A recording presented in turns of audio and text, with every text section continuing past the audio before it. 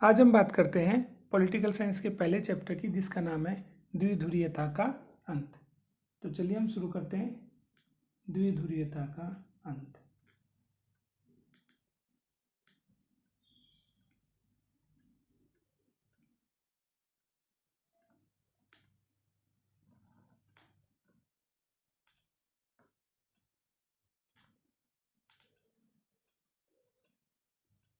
तो ये तो अपना चैप्टर का नाम हो गया। अब इसका नाम क्यों रखा गया, इसका क्या मतलब होता है, सबसे पहले उसी की बात करेंगे, तभी अपने ये चैप्टर अच्छे से समझ में आएगा। तो हम बात करते हैं। देखो, द्वि का मतलब हो गया दो, तो द्वि का मतलब हुआ दो, और ध्रुवीयता का मतलब हो गया शक्ति के केंद्र।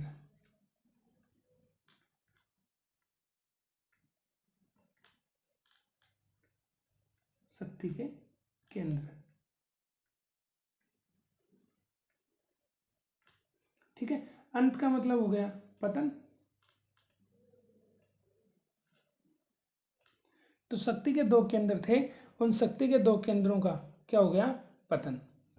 अब शक्ति के दो केंद्र कब बने, तो सबसे पहले इसी की हम बात करते हैं। तो ये केंद्र, इसका हमें सबसे पहले बैकग्राउंड पढ़ना पड़ेगा कि आखिर शक्ति के दो केंद्र कैसे बने और उसका पतन कैसे हुआ। तो हम बात करते हैं सबसे पहले द्वितीय विश्व युद्ध की। और द्वितीय विश्व युद्ध को समझने के लिए हमें इस युद्ध में क्या हुआ थोड़ा सा ये पढ़ना पड़ेगा, तभी ये चैप्टर बड़ी आसानी से अपने को समझ में आ जाएगा। तो हम बात करते हैं द्वितीय विश्व युद्ध की। अब जैसा कि नाम आप देख रहे हो, द्वितीय विश्व युद्ध, और इसकी शुरुआत होती है 1939 में, और ये कब समाप्त हो जाता है, 1945 में। तो सबसे पहले हमने देखा द्वितीय विश्व युद्ध 1939 में शुरू हुआ और 1945 में क्या हो गया, समाप्त हो गया। अब इस युद्ध में क्या हुआ, तो ये युद्ध 61 देशों के मध्य में लड़ा गया, और पूरा जो विश्व था वो इस समय दो भागों में बट गया। पूरा विश्व कितने भागों में बट गया, दो। एक को नाम दे दिया गया मित्र राष्ट्र, और एक को नाम दिया गया धुरी राष्ट्र। अब मित्र राष्ट्र में जो देश थे वो थे 26, और धुरी राष्ट्र में देश थे 35। लेकिन मित्र राष्ट्र में जो 26 देश थे, उनमें से जो ताकतवर देश थे उन चार की हम बात कर लेते हैं। सबसे पहले लेते हैं हम ब्रिटेन को, एक लेते हैं हम फ्रांस को, एक लेते हैं हम सोवियत संघ को,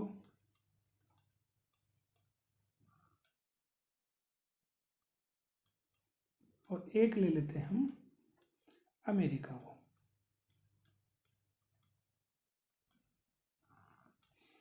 तो इन 26 देशों में जो ताकतवर देश थे वो थे ब्रिटेन, फ्रांस, सोवियत संघ और अमेरिका। इसके बाद में आगे हम बात करें तो धुरी राष्ट्र में जो 35 देश थे, उनमें से जो ताकतवर देश थे उनकी हम बात कर लें। एक था आपके जर्मनी, एक था आपके जापान, और एक था आपके इटली, ठीक है। तो यहाँ पर 35 देशों की बात करें तो इन 35 देशों में से 3 देश ज़्यादा ताकतवर थे। अब युद्ध शुरू हुआ। अमेरिका हालांकि द्वितीय विश्व युद्ध में सम्मिलित नहीं हुआ था, लेकिन फिर जापान ने क्या किया, अमेरिका का एक सैनिक अड्डा था जिसका नाम था पर्ल हार्बर, उस पर आक्रमण किया, और पर्ल हार्बर पर आक्रमण होने के कारण अमेरिका द्वितीय विश्व युद्ध में ब्रिटेन, फ्रांस और सोवियत संघ से मिल गया। युद्ध रहा जारी, और युद्ध समाप्त हुआ। तो युद्ध जब समाप्त हुआ तो इस युद्ध में धुरी राष्ट्र हार गए। तो कौन हार गए, धुरी राष्ट्र हार गए। अब धुरी राष्ट्र हार गए तो जीते कौन, मित्र राष्ट्र जीत गए। अब हमें अच्छे से ये पता है कि जो हार जाता है इसका मतलब उसकी शक्ति तो क्या हो गई, क्षीण हो गई, समाप्त हो गई, और जो जीत गया इसका मतलब वो क्या है, शक्तिशाली है। तो ये जो धुरी राष्ट्र थे, जर्मनी, जापान और इटली, ये तो युद्ध में हार गए थे, तो ये तो शक्तिहीन हो गए। अब बच गए ब्रिटेन, फ्रांस, सोवियत संघ और अमेरिका, ये युद्ध में जीत गए। लेकिन इनमें से अगर हम बात करें तो आप देख रहे हो एक तो ब्रिटेन और एक आप फ्रांस को देख रहे हो। हालांकि द्वितीय विश्व युद्ध जीत गए थे, लेकिन आर्थिक रूप से ये दोनों ही देश क्या रह गए, कमजोर। और आर्थिक रूप से कमजोर रह गए तो इनकी शक्ति क्या हो गई, कम हो गई। किसकी तुलना में, सोवियत संघ और अमेरिका की तुलना में। जब ऐसा हुआ तो फिर पूरे विश्व स्तर पर दो शक्तिशाली देश उभर कर सामने आए, एक था सोवियत संघ, एक था अमेरिका। अब सोवियत संघ, अमेरिका, दो शक्तिशाली देश सामने आए विश्व स्तर पर। इन दोनों देशों के मध्य में एक संघर्ष चला जिसे आप बहुत अच्छे से जानते हो, कोल्ड वार। तो कोल्ड वार की शुरुआत हुई कब, तो 1945 में शुरुआत हुई इसकी, और 1991 इसमें ये क्या हो गया, समाप्त हो गया। तो कोल्ड वार का मतलब क्या होता है, तो कोल्ड वार को हम बोलते हैं शीत युद्ध। हालांकि नाम इसका शीत युद्ध है, लेकिन ये युद्ध जैसा तो दिखाई देता है, लेकिन वास्तविक युद्ध नहीं था। तो ये क्या था, तो शीत युद्ध था वैचारिक संघर्ष। कैसा संघर्ष था, वैचारिक संघर्ष। दो विचारधाराएं थी, एक थी पूंजीवाद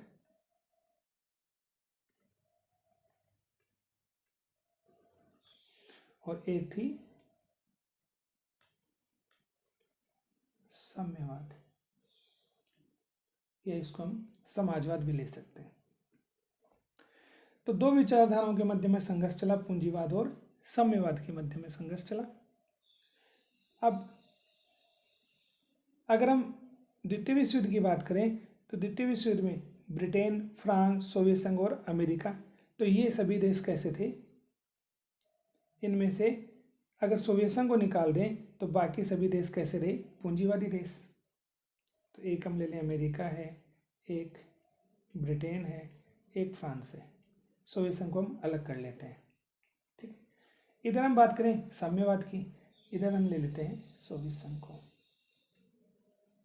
तो यहाँ पर पूंजीवाद को बढ़ावा दे रहे थे कौन, अमेरिका है, आपके ब्रिटेन है और फ्रांस है, ठीक है। लेकिन इधर साम्यवाद को बढ़ावा देने वाला देश कौन रहा, सोवियत संघ रहा। तो इन दोनों विचारधाराओं के मध्य में संघर्ष चला। ये देश चाहते थे कि पूंजीवाद बढ़े, विश्व स्तर पर पूंजीवादी व्यवस्था को लोग अपनाएं, देश पूंजीवाद को अपनाएं। और इधर सोवियत संघ चाहता था विश्व में क्या फैले, साम्यवाद फैले। तो इन विचारधाराओं को बढ़ाने के लिए 1945 से लेकर के 1991 तक जो संघर्ष चला उसी को क्या नाम दिया गया, शीत युद्ध। हालांकि इसमें युद्ध जैसी स्थिति बन गई थी, लेकिन वास्तविक युद्ध नहीं हुआ। तो यहाँ पर हम बात करते हैं कि देखो 1945 में क्या हुआ, तो 1945 में दो शक्तिशाली देश थे, एक अमेरिका और दूसरा सोवियत संघ। क्योंकि ब्रिटेन और फ्रांस आर्थिक दृष्टि से कमजोर हो गए थे, दूरी राष्ट्र हार गए थे, तो इस आधार पर देखें तो शक्ति के दो ही केंद्र बने। तो द्विध्रुवीयता की शुरुआत कब हुई, तो एक छोटा सा क्वेश्चन आपसे पूछा जा सकता है, द्विध्रुवीयता।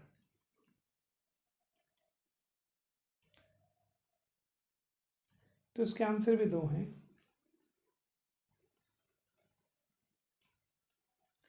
कि द्वि का मतलब वही दो और ध्रुवीयता मतलब शक्ति के केंद्र। इसकी शुरुआत कब हुई, तो या तो आप बोल सकते हैं कि 1945 में इसकी शुरुआत हुई, या फिर आप ये भी बोल सकते हैं कि सोवियत संघ द्वितीय विश्व युद्ध के बाद में द्विध्रुवीयता की क्या हुई, शुरुआत हुई। इसके बाद में आगे हम बात करते हैं कि ये जो दो शक्ति के केंद्र बने, ये तो 1945 में बन गए थे, लेकिन 1991 में क्या हुआ, इन दो शक्ति के केंद्रों में से एक शक्ति का केंद्र उसका क्या हो गया, पतन हो गया, वो कमजोर हो गया। तो जो सोवियत संघ बना ना, वो सोवियत संघ कमजोर हो गया, और सोवियत संघ कमजोर हो गया, इसका पतन हो गया। तो विश्व स्तर पर शक्ति का एक केंद्र ही बचा, और वो कौन रहा, अमेरिका। तो चैप्टर की हम बात करते हैं, चैप्टर यही बता रहा है कि द्विध्रुवीयता का क्या हो गया, अंत। इसका मतलब ये हुआ कि शक्ति के दो केंद्र थे, उनमें से एक का पतन हो गया। पतन किसका हुआ, सोवियत संघ का। तो सोवियत संघ का पतन होने से पूरे विश्व स्तर पर शक्ति का एक ही केंद्र बचा, और वो कौन सा था, अमेरिका। तो अमेरिका महाशक्ति बन गया। या हम इसको बोल सकते हैं कि शुरुआत किसकी हुई, तो शुरुआत हुई अमेरिकी वर्चस्व की। तो अमेरिकी हेगेमनी या अमेरिकी वर्चस्व की शुरुआत कब हुई? 1991। किसके पतन के बाद में? सोवियत संघ के पतन के बाद में। तो ऐसे हमने देखा कि ये द्विध्रुवीयता का अंत कब हुआ? 1991 में। अब इसको पढ़ने के बाद में फिर आगे हम बात करते हैं कि बर्लिन की दीवार। तो अगला अपना टॉपिक हो गया कौन सा? बर्लिन और बर्लिन की दीवार। अब बर्लिन की दीवार को पढ़ने से पहले थोड़ा सा हमें इसका भी बैकग्राउंड पढ़ना पड़ेगा। तो बर्लिन की दीवार क्यों बनी, कब बनी, कब तोड़ी गई, इसको पढ़ने के लिए थोड़ा सा हमें 1945 के समय की बात करनी पड़ेगी। और 1945 के समय की बात करें तो यहाँ पर हम बात कर लेते हैं, एक समझौता हुआ था जिसे पोस्टडेम समझौता कहा जाता है। तो सबसे पहले बात करते हैं 1945 की। तो 1945 में एक समझौता हुआ। इस समझौते को किस नाम से जाना गया? पोस्टडेम। हालांकि आपके कोर्स में नहीं है, लेकिन ये समझौता इंपॉर्टेंट है क्योंकि इस समझौते को पढ़ने से आपके दिमाग में ये चीज़ क्लियर हो जाएगी कि बर्लिन की दीवार किसका प्रतीक थी। इसको रटने की जरूरत नहीं पड़ेगा आपको। तो बात करते हैं पोस्टडेम समझौता। देखो, द्वितीय विश्व युद्ध में सबसे आक्रमणकारी जो देश था धुरी राष्ट्रों में से, उसमें हम बात कर लें जर्मनी की। मान लेते हैं ये जर्मनी है। इस जर्मनी को हम दो भागों में बांट लेते हैं। इसका जो ये वाला हिस्सा है इसको हम बोल देते हैं पूर्वी जर्मनी।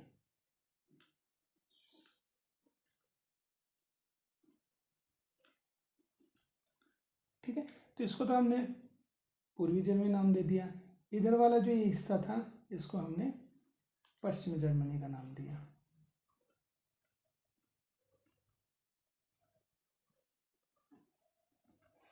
तो एक पूर्वी जर्मनी और दूसरा पश्चिमी जर्मनी।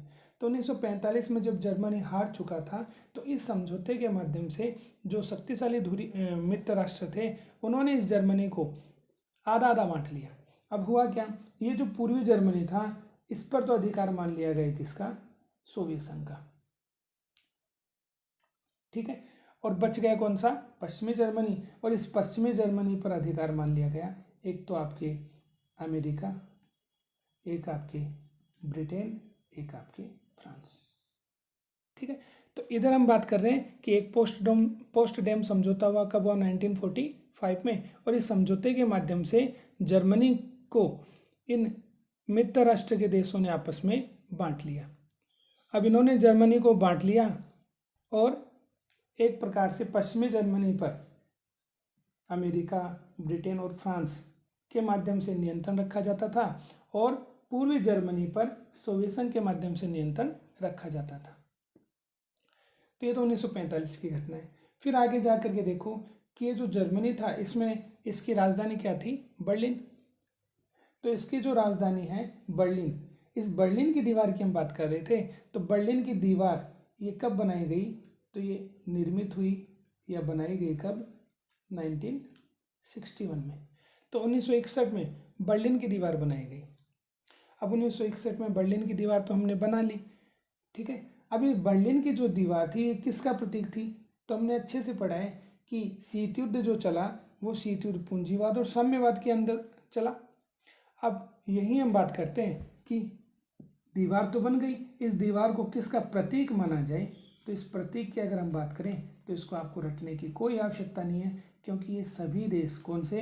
अमेरिका, ब्रिटेन, फ्रांस, ये कैसे थे? पूंजीवादी देश थे।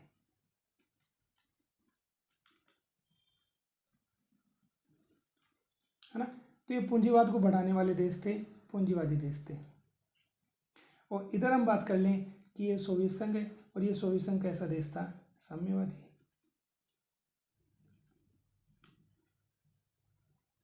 ठीक है, अब ये हम ले लेते हैं बर्लिन। तो बर्लिन को दो भागों में बांट दिया गया, एक पूर्वी हिस्सा, दूसरा पश्चिमी हिस्सा। ठीक है, पश्चिमी हिस्से के जो देश थे वो पूंजीवाद को बढ़ावा देने वाले थे और पूर्वी हिस्से का जो देश था वो साम्यवाद को बढ़ावा देने वाला था। तो बर्लिन की दीवार बनी, बर्लिन दो भागों में बट गया। और अब इसके प्रतीक की बात करें तो बर्लिन की दीवार किसका प्रतीक थी? तो बर्लिन का दीवार जो थी वो पूंजीवाद और साम्यवाद इसके विभाजन का प्रतीक थी। तो दीवार के माध्यम से बर्लिन शहर दो भागों में बट गया और बर्लिन शहर दो भागों में बट गया। तो एक का नेतृत्व पूंजीवाद और दूसरे का नेतृत्व साम्यवाद के माध्यम से किया जा रहा था, इसलिए इसको क्या कहा गया? पूंजीवाद और साम्यवाद का प्रतीक कहा गया। तो ये तो बर्लिन की दीवार 1961 में बनी। फिर ये कब तोड़ी गई? तो इसकी हम बात करते हैं। तो इसका विध्वंस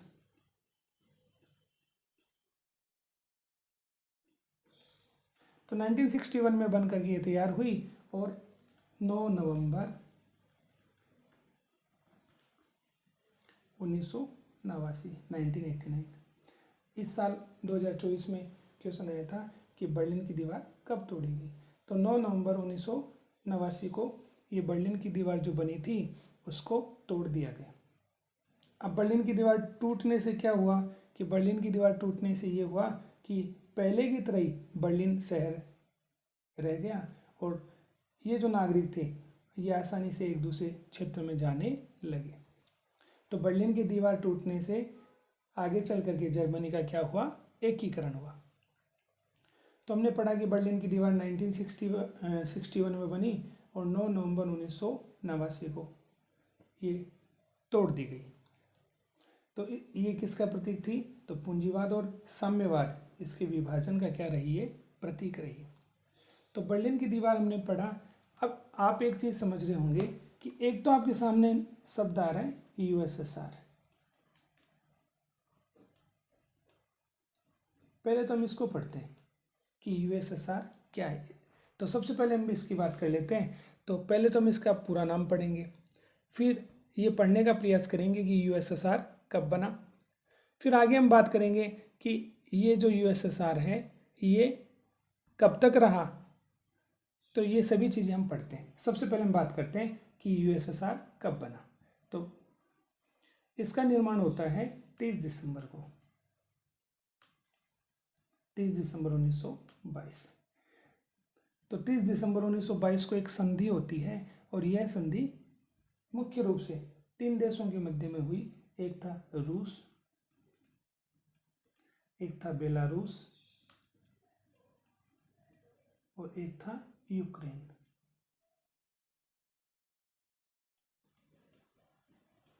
तो रूस, बेलारूस और यूक्रेन इन तीनों देशों के मध्य में 30 दिसंबर 1922 को एक संधि हुई। इस संधि के माध्यम से सोवियत संघ का क्या हुआ? निर्माण। फिर धीरे धीरे इस संधि को अन्य देशों ने अपनाया। इस प्रकार से आगे चल करके ये जो सोवियत संघ था उसमें टोटल देश कितने हो गए? 15। तो 15 देशों से मिलकर के क्या बना? सोवियत संघ बना। तो 15 गणराज्य इसमें थे, 15 देश इसमें थे। ये क्वेश्चन भी पूछा गया है कि सोवियत संघ में कुल देश कितने थे? तो 15। अब एक संधि के माध्यम से बना, तो एक संधि के माध्यम से ही ये क्या हो गया? टूट गया, बिखर गया। तो बात करते हैं इस सोवियत संघ का पतन कब हुआ। तो वही दिसंबर की बात कर लेते हैं। तो 25 दिसंबर 1991। हालांकि इसकी प्रक्रिया पहले ही शुरू हो चुकी थी, लेकिन आधिकारिक जो घोषणा थी वो 25 दिसंबर 1991 में हुई। ठीक है। तो सोवियत संघ कब बना? 1922 में बना। सोवियत संघ का पतन कब हुआ? तो 1991 में, 91 में हुआ। अब इसका पूरा नाम हम देखते हैं कि सोवियत संघ का पूरा नाम क्या था। तो यू का मतलब हो गया द यूनियन। ठीक है। एस का मतलब हो जाएगा सोवियत। तो द यूनियन ऑफ सोवियत। फिर वापस एस आ गया तो इस एस का मतलब हो जाएगा सोशलिस्ट। फिर लास्ट में है आर और आर का मतलब हो जाएगा रिपब्लिक, रिपब्लिक्स। तो 15 देशों से मिलकर के बना। इसका पूरा नाम था the union of Soviet socialist republics. तो आपसे इसका पूरा नाम भी पूछा जा सकता है कि यूएसएसआर का पूरा नाम क्या रहा। तो अपनी किताब में हिंदी में तो इतना ही दे रखा है, सोवियत समाजवादी गणराज्य, ठीक है। लेकिन यहाँ पर संघ का मतलब नहीं दे रखा था, लेकिन इंग्लिश में the union of Soviet socialist republics ये इसका पूरा नाम है। तो 1922 में एक संधि के माध्यम से बना और 1991 में इसका क्या हो गया, पतन हो गया। तो ये 15 देशों से मिलकर के बना था। ये देश इससे धीरे धीरे क्या हो गए, अलग हो गए, पूरी तरह से ये बिखर गया, समाप्त हो गया। तो संधि और समझौते के माध्यम से बना और उसके माध्यम से ही क्या हो गया, ये समाप्त हो गया। फिर आगे हम बात कर लेते हैं कि आपने पढ़ा पूंजीवाद क्या है, ठीक है। एक शब्द आपने पढ़ा साम्यवाद क्या है, एक शब्द आप और पढ़ोगे समाजवाद क्या है। तीनों की हम चर्चा करेंगे और अपने टॉपिक को आगे ले जाएंगे। तो सबसे पहले हम पढ़ते हैं पूंजीवाद के बारे में।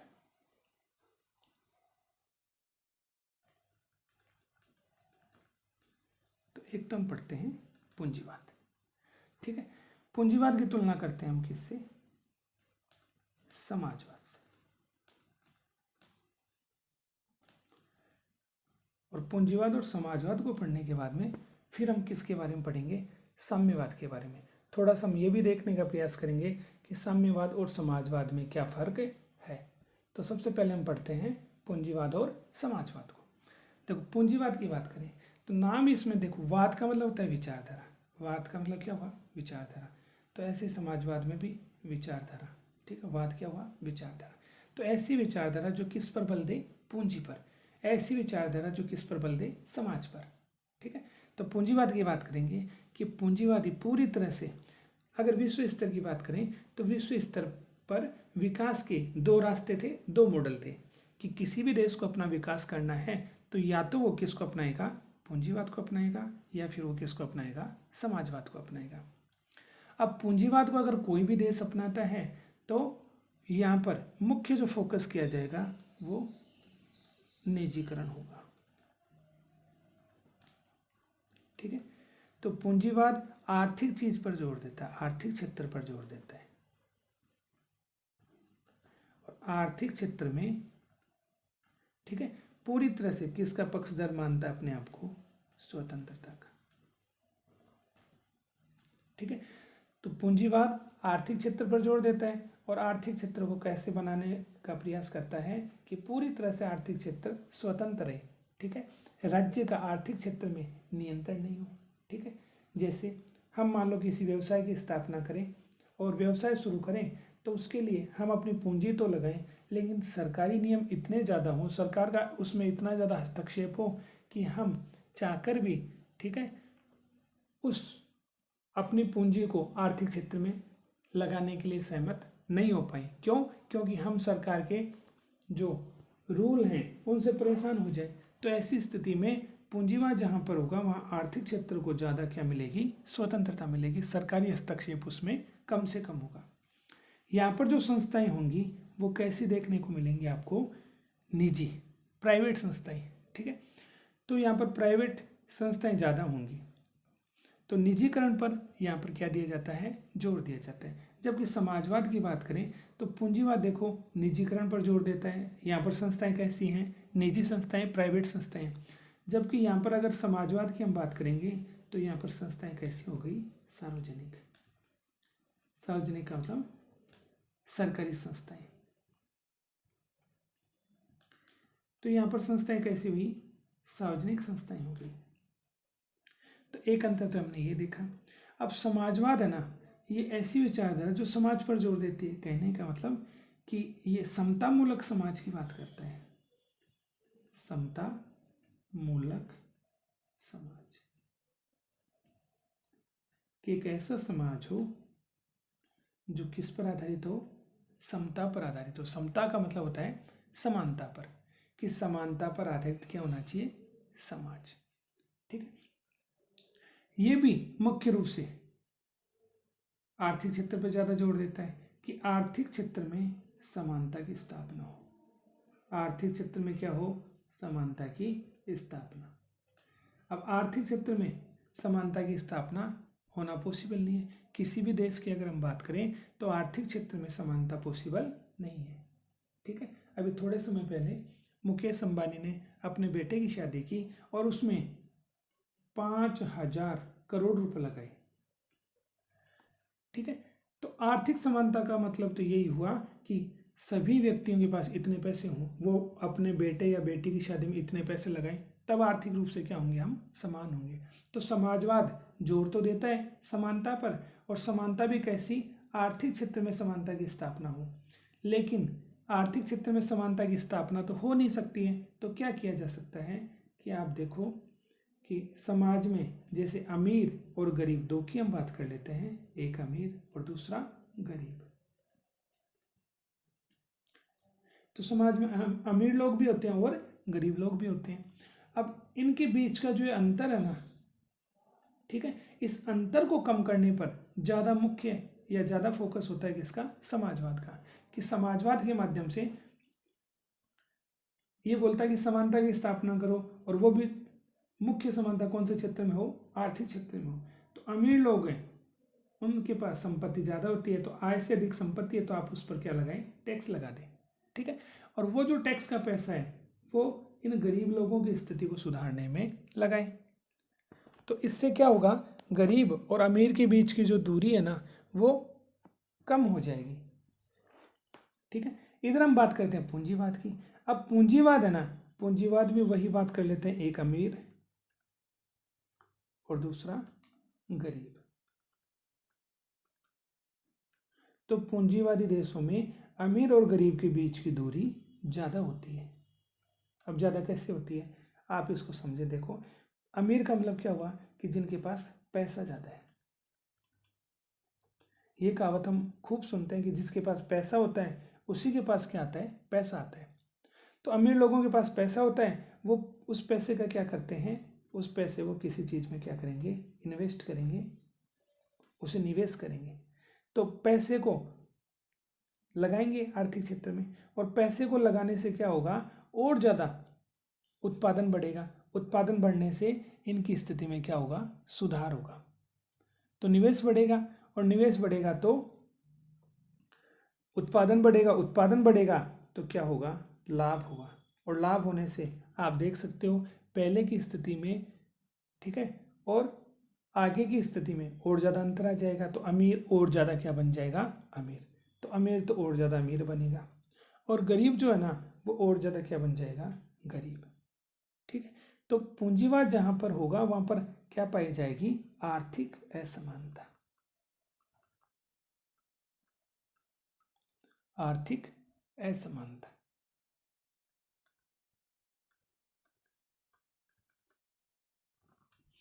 तो पूंजीवाद में आर्थिक असमानता बढ़ जाती है, अमीर और गरीब के बीच की दूरी बढ़ जाती है। जबकि समाजवाद ये अमीर और गरीब के बीच की जो दूरी है उसको कम करने का क्या करता है, प्रयास करता है। ठीक है, तो विश्व स्तर पर विकास के दो मॉडल हम देख सकते हैं, एक पूंजीवाद, दूसरा समाजवाद। समाजवाद तो मुख्य रूप से जोर किस पर देता है, समानता पर, और वो जो समानता है वो न्याय संगत हो। ठीक है, कि जो पैसे वाले लोग हैं, ऐसा नहीं है उनकी संपत्ति को आप छीन करके गरीबों में बांट दें, ऐसा नहीं है। अगर ऐसा करेंगे तो उनके साथ क्या हुआ, अन्याय हो गया। तो फिर हम क्या कर सकते हैं, तो हम कर सकते हैं कि उन पर टैक्स लगाएं। तो आय से अधिक संपत्ति है उस पर टैक्स लगाया जाए, और वो टैक्स का पैसा गरीब लोगों के हित में खर्च करें, उनकी स्थिति को सुधारने में खर्च करें। तो विकास के दो मॉडल पूंजीवाद और समाजवाद। अब देखो, अगर हम सोवियत संघ की बात करें तो सोवियत संघ में विकास का जो मॉडल था वो कौन सा था, समाजवाद। ठीक है, अमेरिका में विकास का कौन सा मॉडल था, पूंजीवाद। चलो आगे हम बात करते हैं। तो इन दो को पढ़ने के बाद में हम बात करेंगे किसकी, एक तो साम्यवाद की और दूसरा यही समाजवाद की। इनमें थोड़ा सा क्या फ़र्क है वो हम देख लेते हैं। ठीक है, वैसे ज़्यादा फर्क नहीं है, दोनों ही विचारधाराएं। तो देखो दोनों शब्दों के बाद में क्या लगा हुआ है, वाद लगा हुआ है ना। तो दोनों ही विचारधाराएं किस चीज़ पर जोर देती हैं, समानता पर जोर देती हैं। ठीक है, तो दोनों विचारधाराओं का लक्ष्य है कि समानता की स्थापना हो। अब ये समानता कैसी हो इसकी हम बात करते हैं। तो साम्यवाद बोलता है कि समानता की स्थापना होगी, ठीक है, लेकिन ये बोलता है कि अगर हिंसा करनी पड़े तो भी जायज़ है। ठीक है, इधर समाजवाद जो है वो बोलता है कि समानता की स्थापना हो, लेकिन ये तरीका कैसा मानता है, तरीका अच्छा होना चाहिए, तरीका कैसे भी गलत नहीं हो। तो ये मानता है कि अहिंसक साधनों के माध्यम से हम समानता की स्थापना कर सकते हैं। तो दोनों ही विचारधाराओं में फ़र्क आप देख सकते हैं। दोनों ही जोर देते हैं मुख्य रूप से किस पर, समानता पर, लेकिन साम्यवाद यहाँ पर ये बोलता है कि अगर हिंसा करनी पड़े, हिंसा से भी अगर समानता की स्थापना होती है समाज में, तो भी हमें हिंसा करनी चाहिए। इधर समाजवाद जो है वो ये बोलता है कि अहिंसा के माध्यम से हम किसकी स्थापना करें, समानता की स्थापना करें। ठीक है, तो दोनों विचारधाराओं में थोड़ा सा हमें फर्क देखने को मिलता है। ठीक है, अब देखो साम्यवाद और समाजवाद। साम्यवाद क्या है, तो साम्यवाद का सीधा सीधा मतलब होता है, साम्यवाद किसको बोलेंगे, तो वर्ग विहीन समाज, या इसका दूसरा अर्थ हम ले सकते हैं कि शोषण रहित समाज। अब दोनों शब्दों में देखो समाज जुड़ा हुआ है। देखो वर्ग, अभी हम बात कर रहे थे अमीर और गरीब की। तो समाज में जो वर्ग है ना, अमीर और गरीब, जब तक समाज में क्या होंगे, वर्ग होंगे, ठीक है, तब तक एक वर्ग दूसरे वर्ग का क्या करेगा, शोषण करेगा। ठीक है, तो एक ऐसा समाज हो जिसमें वर्ग नहीं हो, वर्ग से विहीन हो, वो वर्ग नहीं होने चाहिए। अगर समाज में वर्ग ही नहीं होंगे, कहने का मतलब कि सभी, जैसे मान लो मजदूर होंगे, तो मजदूर होने से समाज में एक ही वर्ग रहा, तो एक ही वर्ग रहा तो आपस में शोषण नहीं होगा। ऐसा मानना किसका है, साम्यवाद का। तो साम्यवाद का मतलब हुआ वर्ग विहीन समाज, या इसका दूसरा मतलब हम ये भी देख सकते हैं कि शोषण रहित समाज, कि एक ऐसा समाज हो जिसमें क्या नहीं हो, शोषण नहीं हो। और हमें शोषण से अच्छे से पता है कि शोषण कब होगा, जब समाज में अमीर गरीब ऐसे वर्ग होंगे। ठीक है, तो जब समाज में वर्ग ही नहीं होगा तो शोषण भी नहीं होगा। तो साम्यवाद का सीधा सीधा मतलब हुआ कि वर्ग विहीन समाज या फिर शोषण रहित समाज। अब साम्यवाद हमेशा से किसका विरोध करता है, राज्य का, क्योंकि ये मानता है कि जो भी समाज में जो भी शोषण हो रहा है उसके लिए उत्तरदायी कौन है, राज्य। राज्य क्या करता है, बढ़ावा देता है। राज्य किसको बढ़ावा देता है, तो अमीर लोगों के हित में तो काम करता है राज्य। ठीक है, उन्हें फायदा पहुंचाने का काम राज्य का होता है, और गरीब लोगों की सुनता नहीं है कौन, राज्य। तो अमीर लोगों का हितैषी किसे माना गया है, राज्य को। राज्य ऐसी नीतियां बनाता है जो अमीर लोगों को फायदा पहुंचाए। ठीक है, तो नुकसान किसको होता है, गरीब लोगों को नुकसान होता है। तो साम्यवाद किसका विरोध करता है, राज्य का विरोध करता है। इसीलिए देखो यहाँ पर लिखा हुआ है वर्ग विहीन समाज, की एक ऐसा समाज हो जिसमें क्या नहीं हो, वर्ग नहीं हो। ठीक है, तो हमने देखो तीन विचारधाराएं पढ़ी, एक पूंजीवाद एक समाजवाद, दोनों में अंतर देखा हमने। ठीक है, एक साम्यवाद और समाजवाद। अब देखो सोवियत संघ कैसा देश था, तो सोवियत संघ समाजवादी देश भी था और साम्यवादी देश भी था। दोनों में थोड़ा सा आप ये फर्क समझिए कि साम्यवादी क्यों कहा जाता है सोवियत संघ को, साम्यवादी इसलिए कहा जाता है क्योंकि वहाँ पर एक ही पार्टी का शासन था।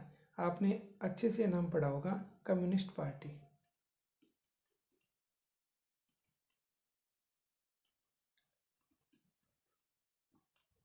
ठीक है, तो कम्युनिस्ट पार्टी के माध्यम से पूरे देश का शासन किया जाता था। ऐसा नहीं कि वहाँ पर अन्य पार्टियाँ नहीं होती थी, लेकिन महत्वपूर्ण जो निर्णय है वो कम्युनिस्ट पार्टी लेती थी, क्योंकि चुनाव लड़ने का जो अधिकार था सिर्फ और सिर्फ किसके पास था, कम्युनिस्ट पार्टी के पास था। तो ऐसा नहीं कि वहाँ पर राजनीतिक दल दूसरे नहीं थे, लेकिन चुनाव जब एक ही पार्टी चुनाव लड़ सकती है, दूसरी पार्टी को चुनाव नहीं लड़ सकती है, तो सरकार किसकी बनेगी, तो सरकार इस कम्युनिस्ट पार्टी की सरकार बनेगी।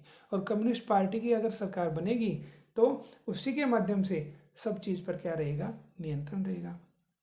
तो इसीलिए रूस को या सोवियत संघ को कैसा देश माना जाता है, साम्यवादी देश माना जाता है, क्योंकि यहाँ पर कम्युनिस्ट पार्टी को हिंदी में क्या बोलते हैं, साम्यवादी पार्टी या साम्यवादी दल, ठीक है। तो इसी साम्यवादी दल के माध्यम से नियंत्रण रहा, और साम्यवादी दल के माध्यम से नियंत्रण रहा, इसलिए इसको कैसा देश कहा गया, साम्यवादी देश कहा गया। लेकिन विकास का जो मॉडल था कि विकास सोवियत संघ में किस आधार पर हम करेंगे, किन नीतियों के आधार पर हम विकास करेंगे, तो वो मॉडल कौन सा था, समाजवादी मॉडल।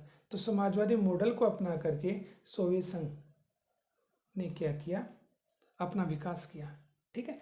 इसको पढ़ने के बाद में फिर हम बात करते हैं महत्वपूर्ण चीज़ की, जो कई बार क्वेश्चन पूछा जा चुका है, सोवियत प्रणाली की विशेषताएं।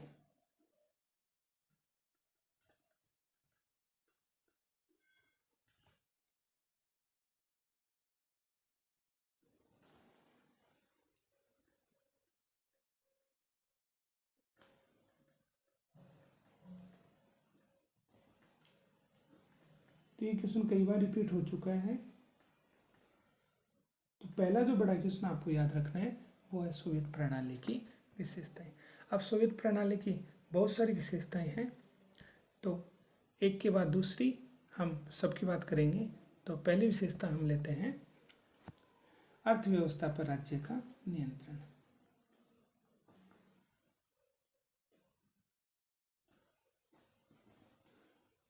अर्थव्यवस्था पर किसका नियंत्रण था, राज्य।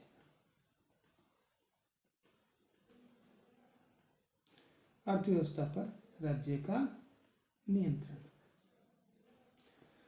ठीक है।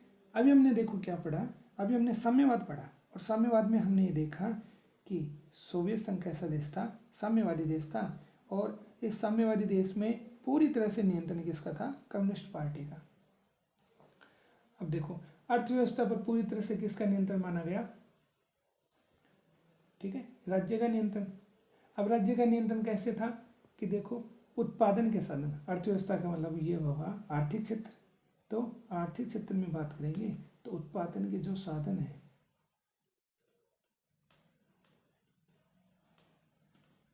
वो कौन कौन से साधन माने गए हैं, तो उत्पादन के साधनों की हम बात कर लें। एक तो भूमि जिससे उत्पादन होता है, ठीक है।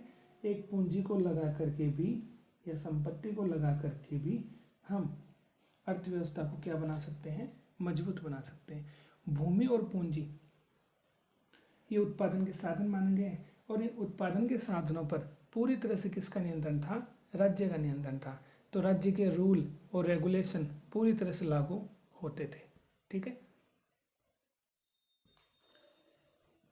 फिर आगे हम बात करते हैं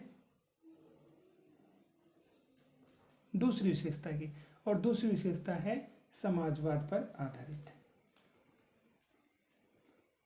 तो सोवियत प्रणाली किस पर आधारित थी, समाजवाद पर आधारित।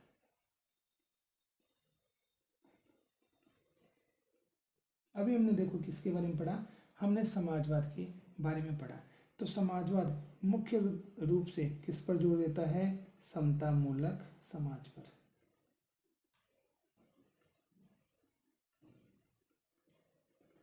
कि समानता पर आधारित क्या हो, समाज हो, कि हमारा समाज जिसमें समानता हो। समानता कब होगी, जब अमीर और गरीब इनमें डिफरेंस कम होगा, ठीक है, तभी तो समानता रहेगी ना। अब इसमें क्या होगा कि गरीब से गरीब व्यक्ति भी है ना, वो भी अपने जीवन को गरिमापूर्ण जीवन जी सके। मतलब एक व्यक्ति गरीब हो सकता है, लेकिन सम्मान तो प्रत्येक व्यक्ति का होता है ना। तो गरीब से गरीब व्यक्ति भी, ठीक है, अपनी न्यूनतम आवश्यकताओं की पूर्ति करते हुए सम्मानपूर्ण जीवन जी सके। तो समाजवाद पूंजीवाद की विरोधी विचारधारा है, और ये समतामूलक समाज पर जोर देती है। और जहाँ पर भी समाजवाद होगा वहाँ पर निजी संपत्ति का विरोध किया जाएगा। यहाँ पर निजी संपत्ति पर क्या लगाई जाती है, रोक लगाई जाती है, क्योंकि हमें पता है कि संपत्ति के माध्यम से, ठीक है, समाज वर्गों में बढ़ जाता है, अमीर और गरीब। और संपत्ति जहाँ पर होगी वो असमानता को बढ़ावा देती है, जबकि समाजवाद किस पर जोर देता है? समानता की स्थापना पर। ठीक है, तो समाजवादी विचारधारा पर आधारित थी कौन सी प्रणाली? सोवियत प्रणाली, जो चाहती थी कि राज्य वो निजी संपत्ति पर रोक लगाए और समानता की स्थापना करे। फिर तीसरी विशेषता हम लेते हैं उन्नत संचार प्रणाली।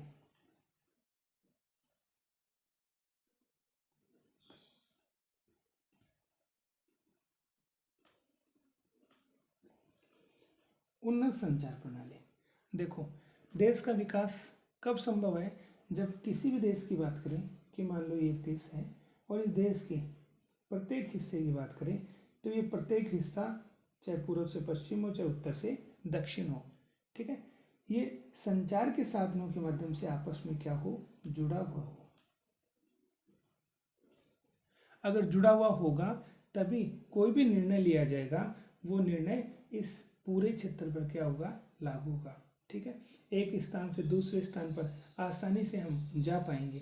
तो कहीं पर भी जैसे प्रोडक्शन होगा तो वो एक स्थान से दूसरे स्थान पर आसानी से आ जा सकेगा, और उसके आने जाने से क्या होगा? वो प्रोडक्शन काम में आएगा, तो उससे क्या होगा? उपभोक्ता की जो वस्तुएं वो बढ़ेंगी, लोगों को मिलेंगी।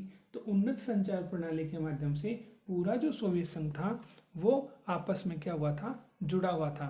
तो ऐसे बेहतरीन संचार के साधन कहाँ पर थे? सोवियत संघ में थे।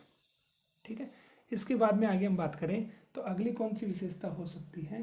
तो मजबूत अर्थव्यवस्था।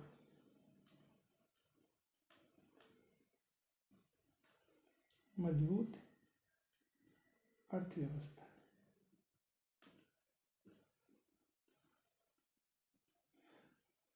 अब देखो, अगर हम अमेरिका की बात कर लें तो द्वितीय विश्व युद्ध के बाद में अमेरिका सबसे शक्तिशाली देश था, लेकिन अमेरिका के बाद दूसरे स्थान पर अगर हम बात करें तो दूसरे स्थान पर जो शक्तिशाली देश था वो कौन था? सोवियत संघ था। ठीक है, अब सोवियत संघ शक्तिशाली क्यों था? उसके पीछे कोई ना कोई कारण तो रहे होंगे। तो कोई भी देश शक्तिशाली है ये आधारित किस पर होता है? संसाधनों पर। किसी भी देश के पास जितने ज़्यादा संसाधन होंगे वो उतना ही क्या होगा? आर्थिक दृष्टि से मजबूत होगा, उसकी अर्थव्यवस्था मजबूत होगी। तो संसाधनों की बात करें तो संसाधन ज़्यादा थे किसके पास? सोवियत संघ के पास, जैसे खनिज तेल। ठीक है, खनिज तेल के साथ साथ और अगर हम बात करें तो लौह इस्पात।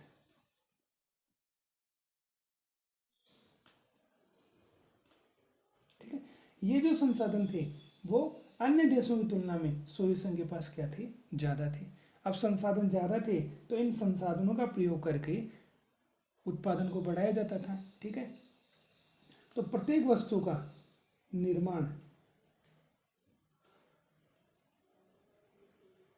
ठीक है, तो प्रत्येक वस्तु निर्मित होती थी किसमें? सोवियत संघ में।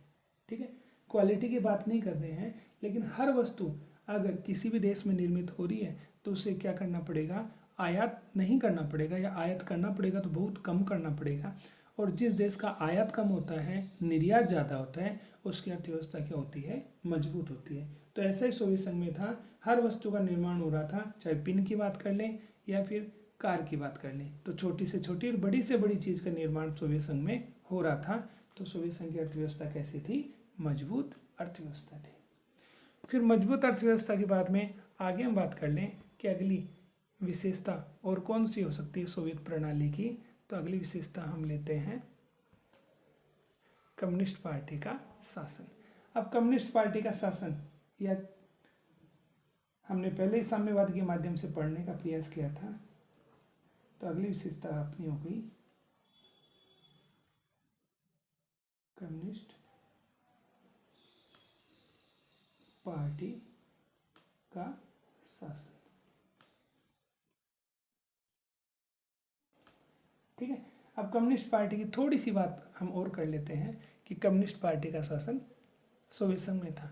अब कम्युनिस्ट पार्टी की बात करें तो देखो, ऐसा नहीं है कि सोवियत संघ में अन्य राजनीतिक दल नहीं थे, लेकिन सोवियत संघ में जो संविधान बना हुआ था उस संविधान की बात करें तो वहाँ पर ये साफ साफ लिखा हुआ था कि विभिन्न दलों का निर्माण हो सकता है। ठीक है, कोई भी व्यक्ति आपस में मिल करके क्या बना सकते हैं, राजनीतिक दल बना सकते हैं, पार्टी बना सकते हैं अपनी।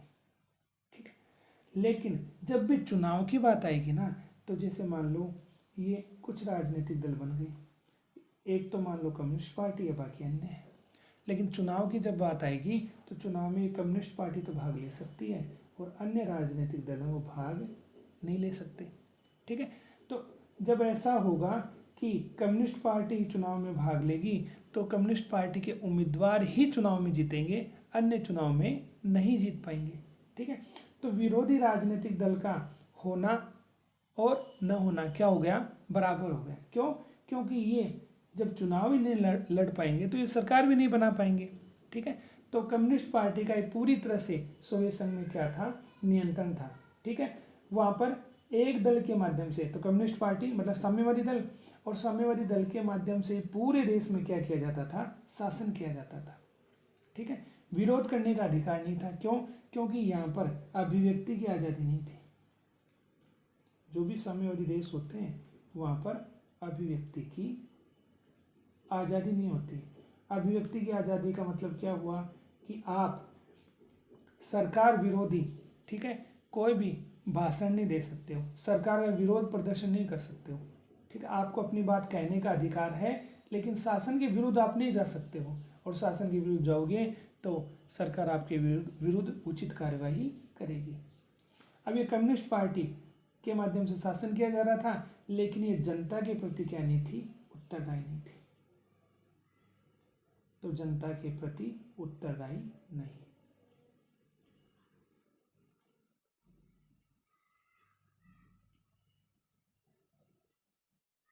अब शासन अगर कभी भी जनता के प्रति उत्तरदायी नहीं होगा तो आप देख सकते हो उस शासन में भ्रष्टाचार फैलेगा। ठीक है, वो अपनी मनमर्जी करने लगेगा। तो इस प्रकार से सोवियत संघ की अगर हम बात कर लें तो सोवियत संघ में कम्युनिस्ट पार्टी के माध्यम से शासन किया जाता था, और ये जो कम्युनिस्ट पार्टी थी वो भ्रष्टाचार में भी लिप्त हो गई थी। क्यों? क्योंकि वो जनता के प्रति उत्तरदायी नहीं थी। फिर अगली विशेषता हम देखते हैं, तो अगली विशेषता है नौकरशाही का नियंत्रण।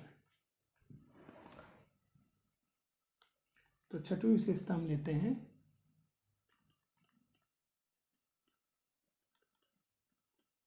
नौकरशाही का नियंत्रण।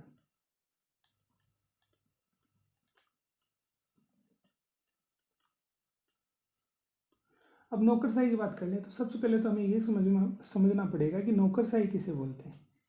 ठीक है, तो नौकरशाही को हम पढ़ते हैं। देखो, आपने कार्यपालिका के बारे में खूब पढ़ रखा है। यहाँ पर पहले हम कार्यपालिका की बात करते हैं। तो सरकार के कितने अंग होते हैं? सरकार के 3 अंग होते हैं, जिसमें से एक अंग कौन सा है? कार्यपालिका। अब कार्यपालिका को हम 2 भागों में बांट देते हैं। ठीक है, एक कार्यपालिका का जो भाग होगा उसको हम बोल सकते हैं राजनीतिक कार्यपालिका। कौन सी कार्यपालिका? राजनीतिक कार्यपालिका।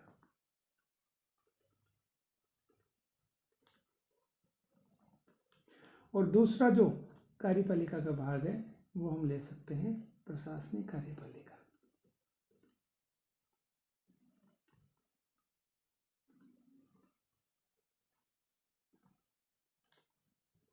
तो कार्यपालिका के 2 रूप, एक राजनीतिक कार्यपालिका, दूसरा प्रशासनिक कार्यपालिका। राजनीतिक कार्यपालिका की बात करें तो इसमें मुख्य रूप से किसे सम्मिलित किया जाता है? तो जितने भी नेता होते हैं ना, राजनेता, जितने भी नेता होते हैं वो सभी किस में आते हैं? राजनीतिक कार्यपालिका में। तो प्रशासनिक कार्यपालिका में कौन होता है कि शासन को चलाने वाले व्यक्ति आते हैं, और शासन को चलाने वाले व्यक्ति जो आप सुनते हो IAS, IPS। ठीक है, तो ये जो व्यक्ति आते हैं वो किस में आते हैं? प्रशासनिक कार्यपालिका में। तो कार्यपालिका 2 प्रकार की, एक राजनीतिक, दूसरा प्रशासनिक। जो भी राजनीतिक कार्यपालिका होती है उसको हम कैसा मान सकते हैं? अस्थायी। अस्थायी क्यों है? क्योंकि आप देखो, कोई भी व्यक्ति चुनाव जीत गया तो वो अधिकतम, ठीक है, 5 साल काम कर पाएगा। तो कार्यकाल कैसा हुआ? अस्थायी हुआ। अगली बार वो चुनाव जीतेगा, चुनाव में खड़ा होगा, नहीं होगा, ये हमें पता ही नहीं है। ठीक है, तो कार्यकाल कैसा हुआ इसका? अस्थायी। जबकि प्रशासनिक कार्यपालिका कि कोई व्यक्ति नौकरी लग गया तो 60 साल 62 साल जो भी उसकी निर्धारित आयु है वहाँ तक वो क्या करेगा? काम करेगा। ठीक है, तो एक तरफ से एक व्यक्ति तो 5 साल काम करेगा, एक व्यक्ति 60 साल काम करेगा, 60 वर्ष की उम्र तक काम करेगा।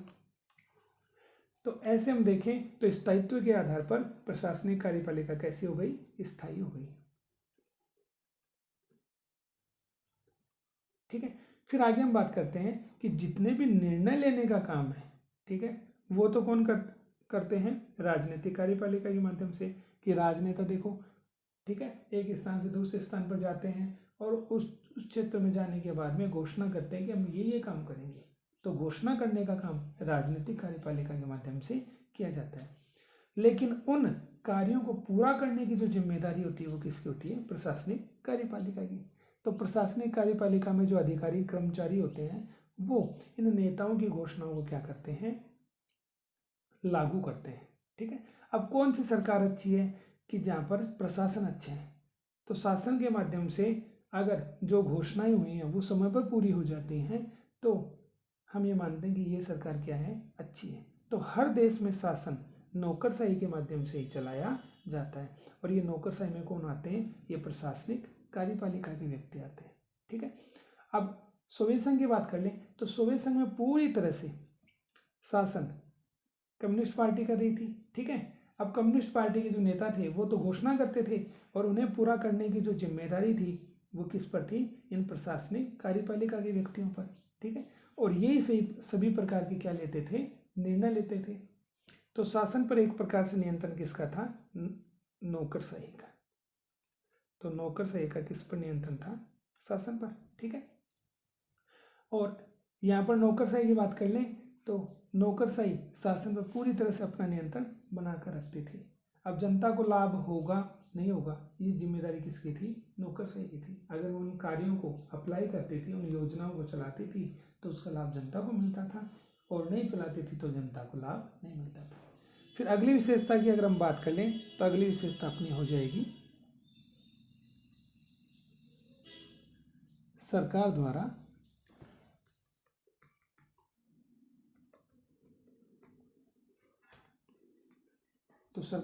बुनियादी जरूरतों की पूर्ति। थोड़ा सा हम कलर चेंज कर लेते हैं तो ज़्यादा अच्छे से अपने को दिखाई देगा, इसमें दिक्कत नहीं होगी।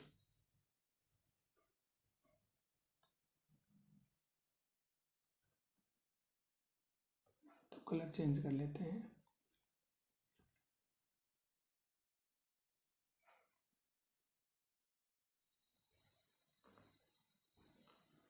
ठीक है, तो हम बात कर रहे थे अगली अपनी विशेषता है, तो 7 नंबर की बात करते हैं। सरकार द्वारा बुनियादी जरूरतों की पूर्ति। सरकार द्वारा बुनियादी जरूरतों की पूर्ति।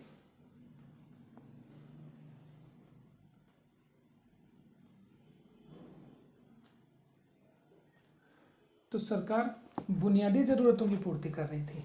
देखो हमने पढ़ा था, देखो कि सोवियत संघ में विकास का कौन सा मॉडल था? तो सोवियत संघ में विकास का मॉडल था समाजवादी मॉडल। और समाजवादी जो मॉडल है ना वो समानता पर जोर देता है। वो ये चाहता है कि वहाँ पर रहने वाले जितने भी व्यक्ति हैं उन सभी लोगों का जीवन स्तर क्या हो? अच्छा हो। तो न्यूनतम जीवन स्तर तो सबको प्राप्त हो, कि जीवन जीने के लिए जो बुनियादी आवश्यकताएं हैं वो हर व्यक्ति को मिले। तो न्यूनतम जीवन स्तर की प्राप्ति प्रत्येक व्यक्ति को जो सोवियत संघ में रह रहे हैं। ठीक है, जैसे सभी लोगों का स्वास्थ्य अच्छा हो, ये जिम्मेदारी किसकी थी? राज्य की। सभी लोगों को शिक्षा मिले, जिम्मेदारी किसकी थी? राज्य की। इसके बाद में आगे हम बात करें तो राज्य के माध्यम से ज़्यादा क्या किया जाएगा? लोक कल्याण। तो लोक कल्याण करने की जिम्मेदारी किसकी थी? राज्य की। तो समाजवादी जो मॉडल था वो ये जोर देता है कि प्रत्येक व्यक्ति, चाहे वो कितना भी कमज़ोर क्यों ना हो, चाहे कितना ही अमीर क्यों ना हो, ठीक है, हर व्यक्ति को जीवन जीने के लिए जो न्यूनतम आवश्यकताएं हैं वो प्राप्त हों। उनका स्वास्थ्य अच्छा रहे, ठीक है, उन्हें शिक्षा मिले, ज़्यादा से ज़्यादा कल्याणकारी कार्य हो वहाँ पर लागू किया जाए। तो ये सभी चीज़ें सोवियत प्रणाली की क्या रही? विशेषता रही। ठीक है, तो हमने कुछ विशेषताओं के बारे में पढ़ा कि सोवियत प्रणाली की कौन कौन सी विशेषताएं हैं। फिर आगे हम देखते हैं, एक छोटी सी बात और है, वो है दूसरी दुनिया। तो एक बड़ा क्वेश्चन था जो हमने पूरा कर लिया है कि सोवियत प्रणाली की कौन कौन सी विशेषताएं हैं। फिर अलग से हम पढ़ते हैं दूसरी दुनिया। अब देखो दूसरी दुनिया किसको बोलते हैं? तो मोटे तौर पर 3 प्रकार की दुनिया है, मोटे तौर पर, ठीक है। एक पढ़ते हैं पहली दुनिया।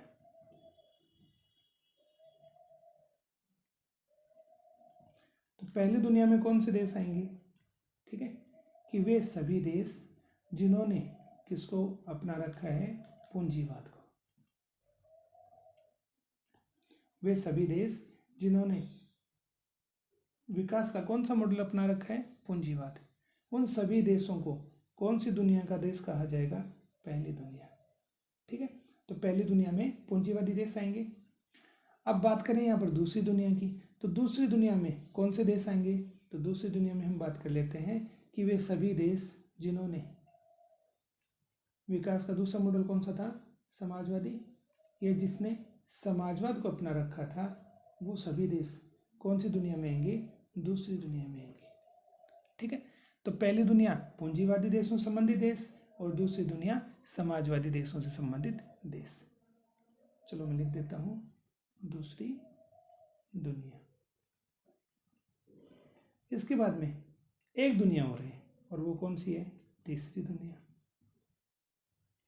तो तीसरी दुनिया किसको बोला जाएगा?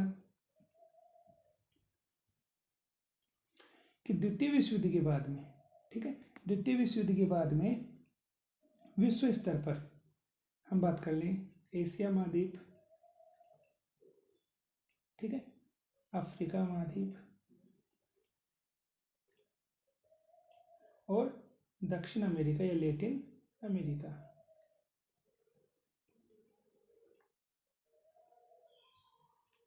तो एशिया, अफ्रीका और दक्षिण अमेरिका के वे देश जो द्वितीय विश्व युद्ध के बाद में क्या हुए? आज़ाद हुए। ठीक है, तो विकासशील जो देश हैं एशिया, अफ्रीका और दक्षिण अमेरिका के, उन देशों को कौन सी दुनिया कहा जाता है? तीसरी दुनिया। जैसे भारत, तो भारत कौन सी दुनिया का देश है? दूसरी दुनिया। अब दूसरी दुनिया यहाँ पर मुख्य रूप से हम बात करें तो सोवियत संघ हम ले सकते हैं। ठीक है, तो सोवियत संघ में समाजवाद था, तो वो सभी देश जिन्होंने समाजवाद को अपना रखा था वो दूसरी दुनिया के देश कहे जाते थे, और वे सभी देश जिन्होंने पूंजीवाद को अपना रखा था वो पहली दुनिया के देश कहे जाते थे। और तीसरी दुनिया जिसे भारत है, ठीक है, तो भारत तीसरी दुनिया का देश हो जाएगा। तो यहाँ पर दूसरी दुनिया का मतलब किससे है? कि वे सभी देश जिन्होंने समाजवाद को अपना रखा था उसे दूसरी दुनिया कहा जाता था। तो आज हमने क्या क्या पढ़ा, थोड़ा सा हम इसको रिवाइज करते हैं। तो देखो, सबसे पहले पढ़ा हमने द्विध्रुवीयता का अंत, कि विश्व स्तर पर शक्ति के 2 केंद्र थे और उनमें से एक का पतन हुआ तो शक्ति का एक केंद्र ही बचा, और वो कौन था? अमेरिका। तो अमेरिका के वर्चस्व की शुरुआत या अमेरिका महाशक्तिशाली कब बना? 1991 में। तो शक्ति के 2 केंद्र कैसे बने, इसको पढ़ने के लिए सबसे पहले हमने क्या पढ़ा? द्वितीय विश्व युद्ध। और द्वितीय विश्व युद्ध में हमने ये पढ़ा कि ये कब शुरू हुआ, और पूरा जो विश्व था 2 भागों में बट गया, एक मित्र राष्ट्र, एक धुरी राष्ट्र। ठीक है, परिणाम ये हुआ कि ये धुरी राष्ट्र हार गए, तो इनकी शक्ति से हीन हो गई ये तो। और जो मित्र राष्ट्र थे उनमें ब्रिटेन, फ्रांस आर्थिक रूप से कमजोर हो गए, तो शक्तिशाली 2 देश बचे, अमेरिका और सोवियत संघ। अब इन दोनों देशों के मध्य में, ठीक है, वैचारिक संघर्ष चला। ये चाहते थे कि विश्व स्तर पर सोवियत संघ चाहता था कि वही शक्तिशाली रहे और अमेरिका चाहता था विश्व स्तर पर वही शक्तिशाली रहे। ठीक है, तो इन दोनों के मध्य में संघर्ष शुरू होगा, उसी को क्या नाम दिया गया, कोल्ड वार या शीत युद्ध। तो शीत युद्ध में भी विश्व दो भागों में बट गया था, एक तो अमेरिका के नेतृत्व वाले देश और दूसरा सोवियत संघ के नेतृत्व वाले देश। ठीक है, तो ये वैचारिक संघर्ष था, वास्तविक युद्ध इसमें नहीं हुआ। ठीक है, पूंजीवाद और साम्यवाद इन विचारधाराओं को फैलाने का ये संघर्ष चला, जो 1945 में शुरू हुआ था, 1991 तक रहा। फिर हमने ये पढ़ा द्विध्रुवीयता का जो शुरुआत होती है वो कब होती है, तो 1945 में। फिर अमेरिकी वर्चस्व की शुरुआत कब होती है, या अमेरिका महाशक्तिशाली कब बना, 1991 में। फिर हमने पढ़ा बर्लिन की दीवार। बर्लिन की दीवार कब बनाई गई, इसको पढ़ने से पहले हमने थोड़ा सा पढ़ने का प्रयास किया कि द्वितीय विश्व युद्ध के बाद की क्या स्थिति रही। तो ये जो मित्र राष्ट्र वाले जो देश थे, उन्होंने एक समझौता किया 1945 में, और वो समझौता पोस्ट टेम समझौता था। इस समझौते के माध्यम से जर्मनी को दो भागों में इन्होंने बांट लिया, एक पूर्वी जर्मनी, एक पश्चिमी जर्मनी। तो पश्चिमी जर्मनी पर अमेरिका है, ठीक है, ब्रिटेन है और फ्रांस है, इन्होंने अपना अधिकार मान लिया, और पूर्वी जर्मनी पर सोवियत संघ का अधिकार मान लिया गया। फिर 1961 में क्या हुआ, बर्लिन की दीवार, बर्लिन शहर को दो भागों में बांट दिया गया, एक पश्चिमी बर्लिन और दूसरा पूर्वी बर्लिन। ठीक है, और ये जो दीवार थी किसका प्रतीक मानी गई थी, तो हमने पढ़ा, देखो अमेरिका, फ्रांस है और ब्रिटेन है, ये पूंजीवाद को बढ़ावा दे रहे थे। ठीक है, और सोवियत संघ किसको बढ़ावा दे रहा था, साम्यवाद को। तो ये प्रतीक थी, बर्लिन की दीवार खींची गई तो विभाजन हुआ, तो पूंजीवाद और साम्यवाद के विभाजन का ये प्रतीक थी। फिर बात की हमने सोवियत संघ के बारे में, तो सोवियत संघ का पूरा नाम देखो, the union of Soviet socialist Republic. ठीक है, कितने देशों से मिलकर बना, 15 देशों से मिलकर बना। कब बना, तो 30 दिसंबर 1922 को एक संधि हुई रूस, बेलारूस और यूक्रेन के मध्य में, तो 15 देशों से मिलकर के बना, और 25 दिसंबर 1991 में क्या हो गया, ये जो सोवियत संघ बना था वो उसका पतन हो गया। इसको पढ़ने के बाद में फिर हमने पढ़ा कि पूंजीवाद और समाजवाद क्या है। तो पूंजीवाद जहाँ पर होगा वहाँ पर आर्थिक क्षेत्र में पूरी तरह से स्वतंत्रता दी जाएगी, राज्य आर्थिक क्षेत्र में कम से कम हस्तक्षेप करेगा। ठीक है, और यहाँ पर जो भी संस्थाएं होंगी वो प्राइवेट संस्थाएं होंगी, जबकि समाजवाद में हमने देखा कि जितनी भी संस्थाएं होंगी वो कैसी होंगी, सार्वजनिक संस्थाएं होंगी। ठीक है, तो सार्वजनिक संस्थाओं पर ज़्यादा जोर दिया जाता है, और हर संस्था पर सरकारी नियंत्रण होता है। भला होगा तो सरकार का होगा, फायदा नुकसान जो भी होगा वो सरकार का होगा। जैसे सरकारी हॉस्पिटल है, सरकारी स्कूल है, तो ये संस्थाएं जो भी समाजवादी मॉडल होगा वहाँ पर होंगी। ठीक है, अब समाजवाद जोर देता है किस पर, समतामूलक समाज पर, कि समाज में समानता की स्थापना हो। ठीक है, तो समानता की स्थापना कब होगी, जब अमीर और गरीब के बीच की जो दूरी है वो धीरे धीरे धीरे धीरे क्या हो, कम हो। ठीक है, इधर पूंजीवाद है वो इस अमीर और गरीब के बीच की जो दूरी है उसको बढ़ावा देता है। क्यों, गरीब व्यक्ति तो उसके पास पैसा नहीं होता, तो वो उसको निवेश भी नहीं कर सकता, उसको खर्च भी नहीं कर पाएगा अपनी स्थिति को सुधारने में।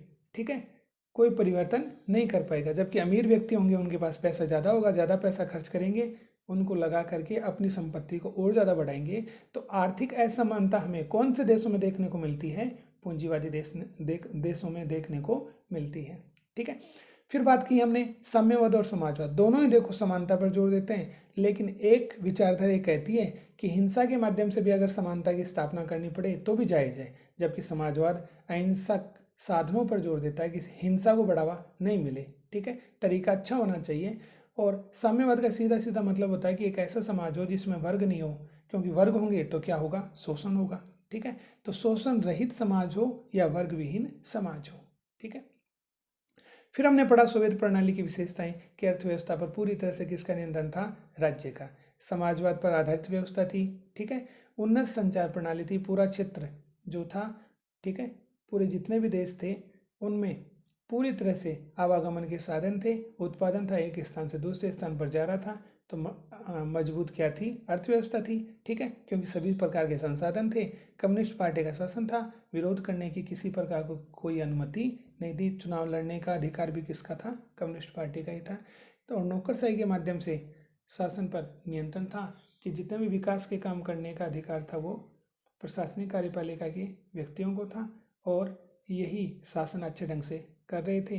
तो एक प्रकार से इनका भी क्या था, शासन पर नियंत्रण था। और सरकार बुनियादी ज़रूरतों की पूर्ति कर रही थी, क्योंकि समतामूलक समाज पर आधारित समाज था और यहाँ पर न्यूनतम जीवन स्तर हर व्यक्ति को मिले, लोक कल्याण के कार्य ज़्यादा करने की बात हो रही थी। और इसके बाद में अलग से अपना टॉपिक हो गया कौन सा, दूसरी दुनिया। तो हमने पढ़ा 3 प्रकार की दुनिया हैं। ऐसे देश जिन्होंने पूंजीवादी व्यवस्था को अपना रखा था, ठीक है, विकास का मॉडल पूंजीवाद था, वो सभी देश पहली दुनिया के देश माने गए। और दूसरी दुनिया से अभिप्राय ऐसे देश जिन्होंने समाजवादी मॉडल को अपना रखा था, वो दूसरी दुनिया से संबंधित देश माने गए। और तीसरी दुनिया का मतलब है कि द्वितीय विश्व युद्ध के बाद में एशिया, अफ्रीका और दक्षिण अमेरिका के जो देश जिन्होंने आज़ादी प्राप्त की थी, वो सभी देश तीसरी दुनिया के देश थे। अब एक छोटा सा क्वेश्चन आपके लिए, आप ये बताएं कि रूसी क्रांति का जनक किसे माना जाता है।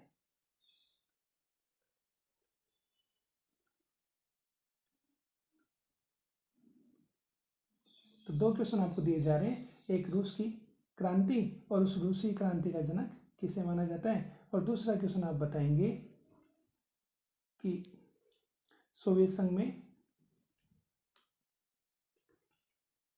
सामूहिक खेती